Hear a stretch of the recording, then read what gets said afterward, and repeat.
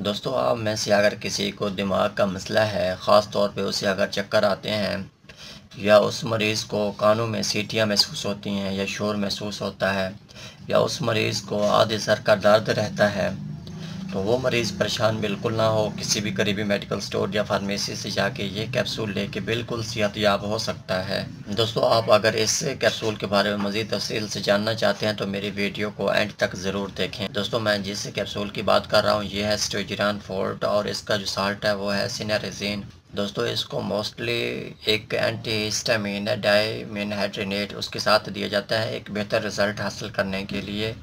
इसकी अगर हम ड्यूरेशन ऑफ थेरापी की बात करें तो इसको कई महीनों तक इस्तेमाल किया जाता है, उसके बाद जाके मरीज़ रिकवर होता है।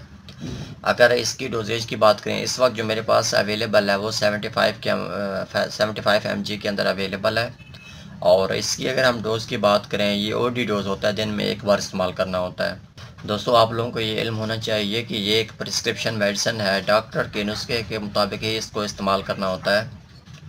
और कुछ बातों का आप लोगों ने इल्म रखना ज़रूरी होता है, जैसे कि छोटे बच्चे इस कैप्सूल को इस्तेमाल नहीं कर सकते, प्रेग्नेंट जो औरत होती है वो भी इसको इस्तेमाल नहीं कर सकती, वो माएँ जो अपने बच्चों को दूध पिला रही हैं बेहतर है वो भी इसको इस्तेमाल ना करें, क्योंकि वो बच्चे को नुकसान भी दे सकता है, वो माँ का दूध को भी कम कर सकती है।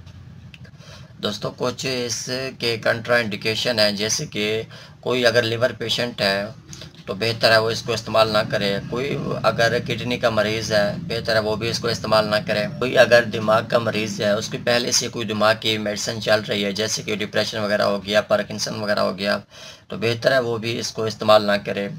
हाँ, अगर आप ये कैप्सूल इस्तेमाल कर रहे हैं और मौसमी लिहाज से आप कोई भी एंटी एलर्जी एंटी हिस्टामिन इस्तेमाल कर रहे हैं तो बेहतर है आप अपने डॉक्टर्स की हिदायत के मुताबिक इस्तेमाल करें, आप उनसे रब्ता करके उनकी हिदायत के मुताबिक ही इस्तेमाल करें।